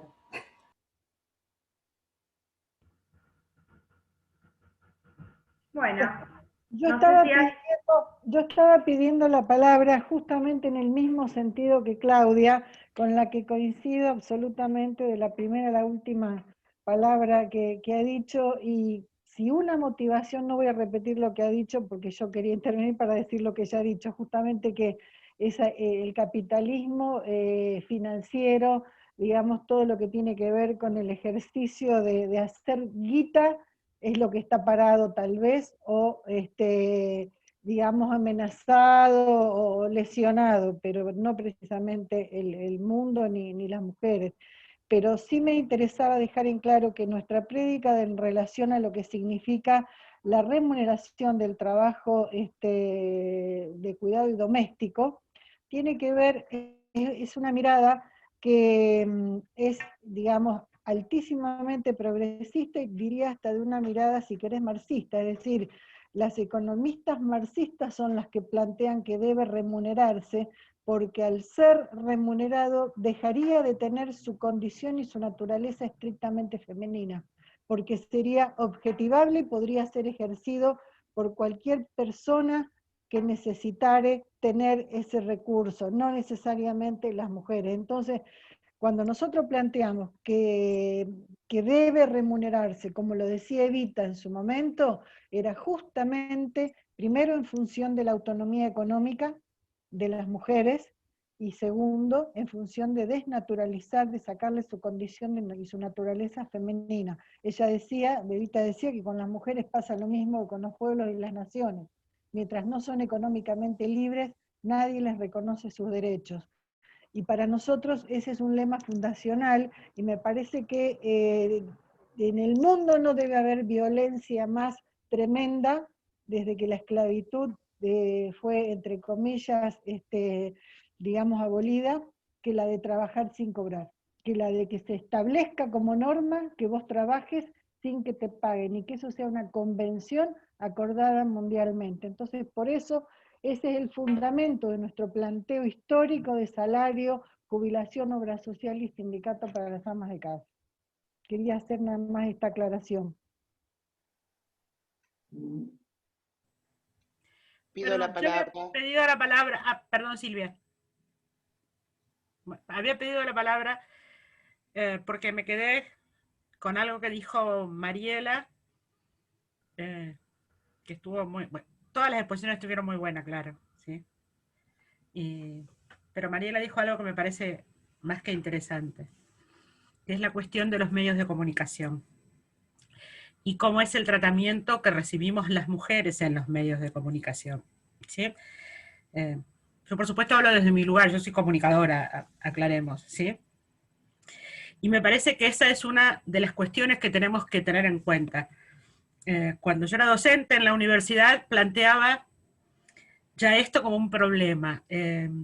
Todo lo que es la publicidad sobre productos de limpieza, todavía hoy en día se sigue haciendo en base a sostener el modelo patriarcal de la mujer en la casa, de la mujer que es feliz porque el SIF limpia bien el baño, y de la mujer que no tiene otro lugar que criar a sus hijos, ¿sí? Aún esas que nos causan, en cierta forma, risa, que son graciosas y que son buenas fílmicamente, como por ejemplo las de Mamá Luchetti, ¿sí? Representan a la mujer en el lugar exclusivo de la casa.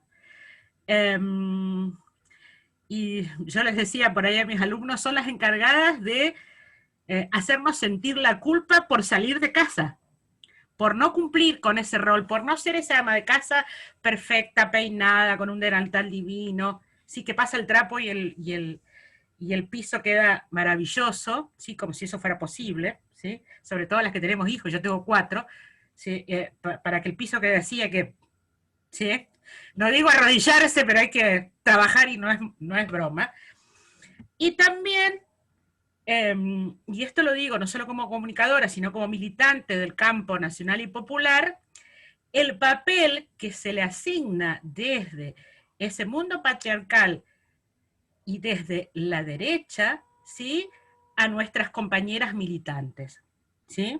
Porque tenemos dos cuestiones, el reforzamiento del rol de la ama de casa y el reforzamiento de esa imagen de la mujer militante, comprometida, trabajadora, etcétera, etcétera, etcétera, como alguien desagradable, por decirlo suavemente, ¿sí? Desde Evita, la puta, hasta hoy en día que vemos en las revistas, digamos, llamadas del corazón, como los españoles, el papel que cumple, por ejemplo, la compañera de Alberto Fernández, ¿sí? Y que lo que se destaca es si se puso o no un lindo trajecito. Y lo destacan porque no son capaces de admitir que podemos ser madres, esposas, amas de casa, trabajadoras, militantes y encima estar bien peinadas. ¿Sí? Porque parece que la representación es una mujer mal vestida, o sea, sucia a veces, mal hablada, como si fuéramos eso. Yo siempre digo que faltan que, ustedes, las que son más viejas, se van a acordar que las películas de espías, ¿sí?, las viejas películas de espías, las rusas que eran espías eran unas gordas, rubias, vestidas de gris y con pinta de macho, marimachas, ¿sí? ¿Está? Bueno, entonces, y esa es la representación que tienen de las mujeres que decimos, acá estamos, este es nuestro lugar y peleamos por eso. Entonces a mí me parece que es importante que rescatemos ese tipo de cosas, es importante que destaquemos que podemos ser otra cosa, que somos otra cosa, ¿sí? Que nuestro rol en la sociedad, ¿sí?, no hace que dejemos nuestro rol de mujer y que estamos orgullosas además de nuestro rol de mujer, ¿sí? Entonces, yo por eso me quedé con eso de Mariela, porque me pareció muy interesante, y algún día, si quieren, podemos charlar sobre el uso que hacen los medios de comunicación de las mujeres, qué pasa con la cuestión, ahora se dejó, hace poco, hace un par de años, se dejó de usar la expresión crimen pasional cuando se trata de un femicidio, ¿sí? ¿Tá? No tiene, de pasión no tiene nada, se trata de un asesinato, ¿sí? Bueno, algún día si quieren lo podemos charlar, porque es un tema que a mí me interesa mucho, porque todavía luchamos con eso, porque todavía los medios de comunicación sostienen ese rol de la mujer con el que nosotros, por supuesto, no estamos de acuerdo. Gracias, compañeras. Bueno, yo primero que nada quiero agradecer a Mariela, a Nacho y a Silvia Vaca, mi compañera del SACRA, por haberme permitido poder hacer esta reunión con nuestra secretaria provincial Rita Colli. Me encanta que todas las compañeras de acá de Santa Fe, todas las que estamos integrando este grupo, hayan podido captar lo que nosotros hacemos desde el SACRA. Me parece que fue muy interesante la propuesta de todas las compañeras. Por supuesto que voy a ser un poco egoísta, voy a destacar el problema, o sea, la participación en sí y las estadísticas que nos ha dado Rita, que esto tiene una cantidad de cosas más, por supuesto, esto creo que podría ser una primera reunión, podemos seguir comunicándonos y lo que tiró Silvia recién, esto de los medios de comunicación, me parece muy bien porque todavía sigue siendo un lugar muy machista. Así que Mariela, Nacho, Silvia Vaca, muchísimas gracias y gracias a todas las compañeras por haberse comunicado. Muy amables.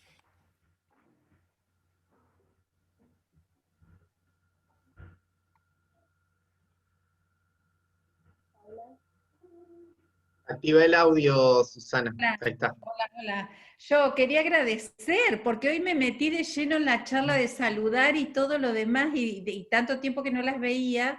Entonces, la verdad estuvo espectacular, distintos ángulos, cada una sumó un tema diferente a la otra.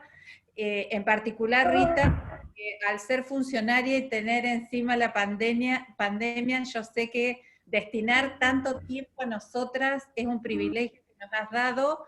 Te lo quiero agradecer de corazón, porque nosotras, la única manera en que nos empoderamos realmente es tejiendo redes y haciendo sororidad entre nosotras, ¿no? Nos quedan muchos temas pendientes. Lo que acaba de decir Silvia es un tema. Yo miro las propagandas por ahí, les juro, chica, que me da tanta furia que me encantaría poder decirle algo al que hizo la propaganda en ese momento, porque a personas como yo, que hay muchas mujeres de mi edad acá, que nos ha costado tanto de construir esas mini expresiones del patriarcado con el que fuimos criadas, con el que fuimos casadas, con el que fuimos madres, con el que fuimos desarrollándonos en el trabajo, y la deconstrucción que tuvimos que hacer para poder entender lo que significaba liberarnos a nosotras mismas, para poder ejercer la lucha que el feminismo nos iba transitando. Me produce mucha energía de maldad, porque la verdad que querría hacer algo para destruir esas propagandas, porque desde los medios de comunicación es desde donde el capitalismo construye su poder y fortalece su poder. Entonces, nosotras somos parte de ese capitalismo. El capitalismo es absolutamente patriarcal. Absolutamente patriarcal. Entonces, las felicito, te felicito Silvia, felicito a todas las compañeras, al compañero que estuvo presente y aguantó todo el tiempo. Lo único que dijo, activar el micrófono, Susana. Un genio Ignacio, la verdad, felicitaciones por aguantarnos a nosotras hablando tanto, porque siempre tenemos mucho más palabras que los varones. Y sí, me encantaría que se siguiera convocando este tipo de jornadas y de reuniones, y quería incluir el tema de que las que somos dirigentes en este momento, además de todo lo que se dijo acá, también otra tarea que tenemos es esta, porque como nos encanta capacitarnos y nos encanta estar al día y nos encanta vincularnos y somos hipersociales, nosotras estamos prendidas a los Zoom casi la mitad del día. Y no me digan que no, porque me encuentro a la mayoría en una, en otro y en otro. O sea que es otra tarea que la pandemia nos ha sumado.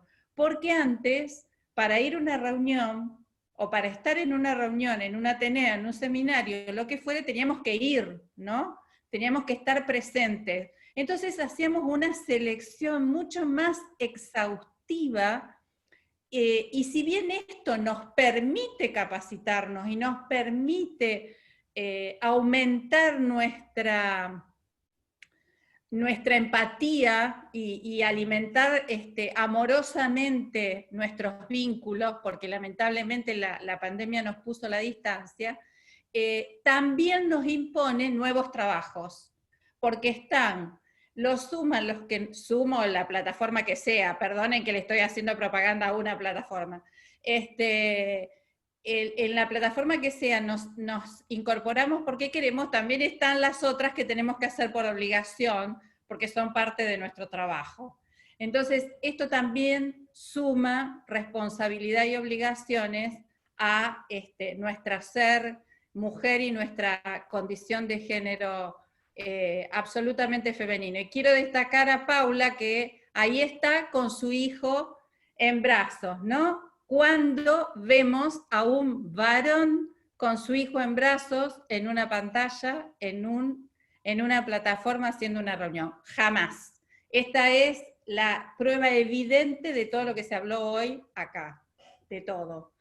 Y por supuesto lo que dijo Mariela, que me parece que hay que profundizarlo porque es realmente el tema grave que se nos viene, no en el futuro del mundo del trabajo, sino en el mundo del trabajo de hoy, porque ya lo tenemos acá, no es el futuro, es el hoy. Estamos con esta problemática. Gracias, besos, no hablo más. Chao.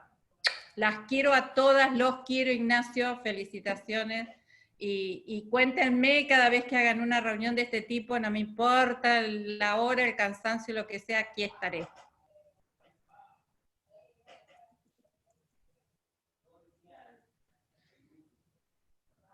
Quiero hablar.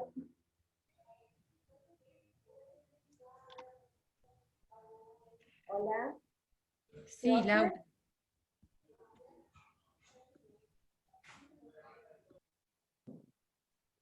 Ahí, no me podía desmutear, Ahí está, ¿me escuchan?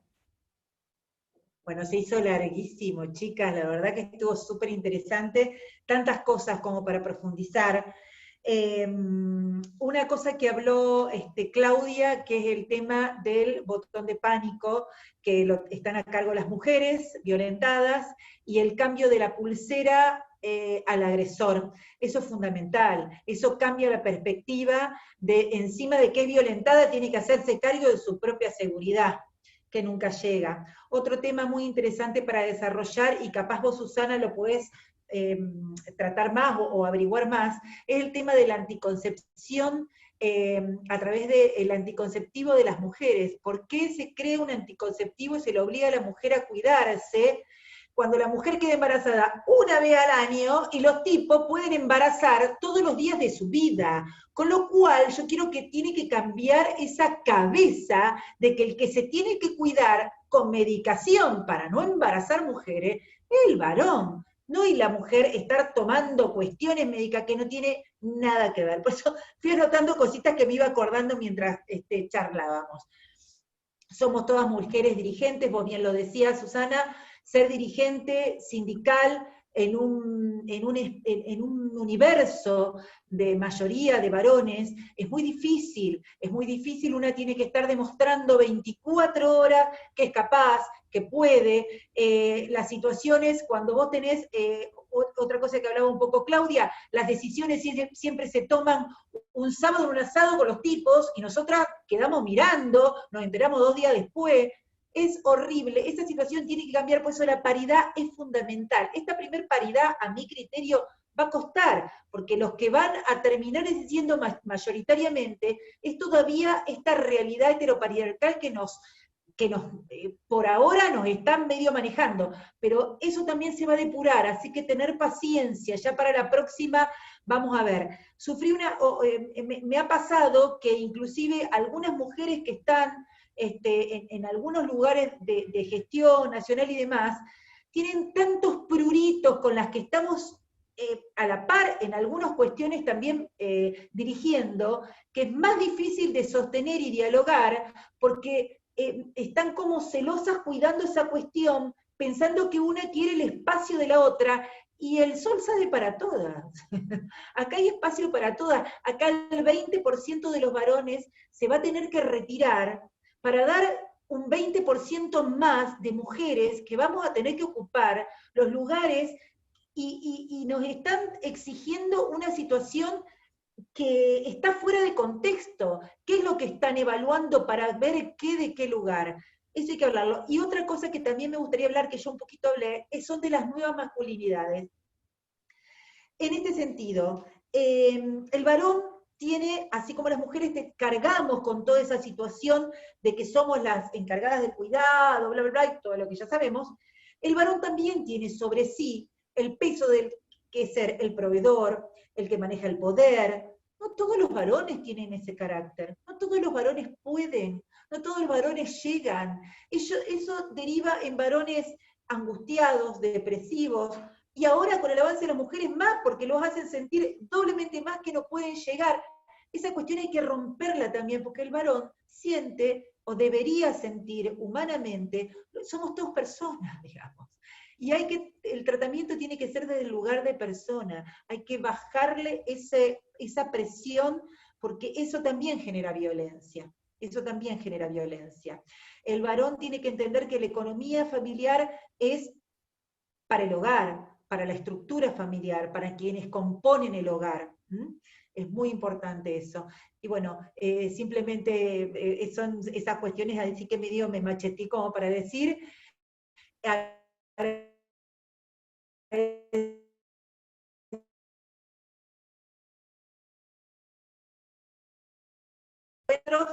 y bueno, sigamos organizando, y como si trabaja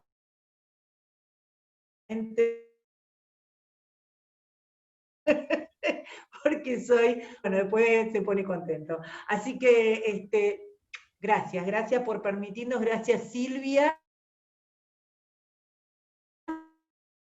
He traído esta propuesta.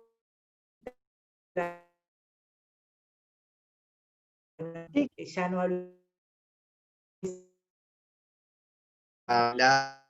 Después notame, Ignacio, que hay una buena noticia. Se corta, Mariela.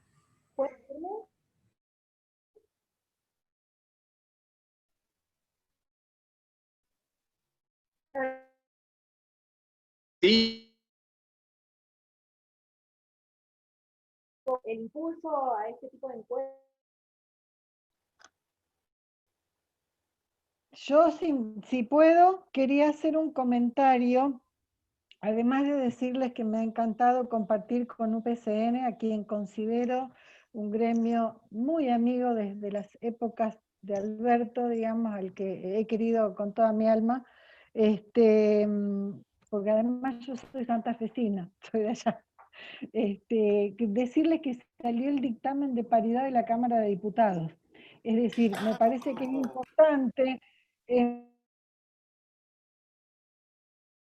muy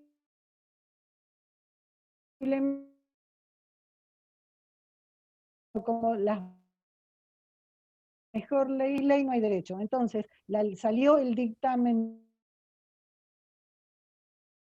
del parlamentario para ser tratada mañana en el recinto. Por lo tanto, va a pasar a senadores con algunas modificaciones por las que estábamos luchando, no todas, algunas se lograron, otras no, pero va al Senado con la vocación de ser sancionada, y ahí tenemos el compromiso de la vicegobernadora de Alejandra de poner mano firme para que esto salga del Senado ni bien llegue. Con lo cual es un gran paso adelante para toda la provincia, para todas las compañeras. Así que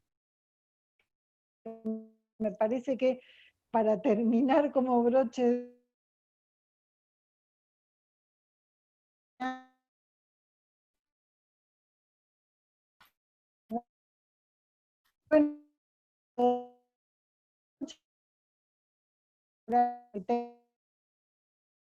hacerlo, y manden, porque los dos tienen cosas, así que compartámoslas, porque debe haber materiales muy ricos que no alcanzamos a ver. Así que bueno, por mi parte un beso enorme, yo tengo que irme, pero les dejo un abrazo muy fuerte y muy agradecida de estar acá y muy gustosa, como dijo Susana también.